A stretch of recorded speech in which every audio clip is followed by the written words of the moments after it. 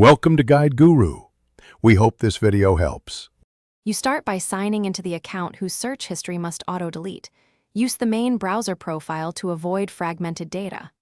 Once signed in, navigate straight to Settings, then Privacy, then Web and App Activity or Search History depending on the service. Choose Auto-Delete and pick a retention period like 3 months, 18 months, or 36 months.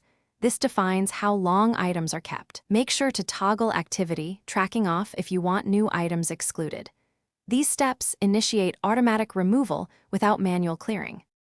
Once auto-delete is configured on one device, you must ensure sync applies the setting everywhere. Go to Sync or Accounts and enable sync for search and history.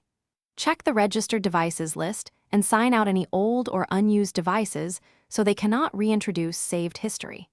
Make sure apps and browser extensions that track searches have permissions adjusted or disabled. This prevents secondary data stores from keeping entries. After syncing, wait for confirmation that settings propagated, then run a manual sync to accelerate the process. You finish by forcing an immediate cleanup. Go to History and select Clear History or Clear Activity Now to remove accumulated items. This complements auto-delete, which affects future entries.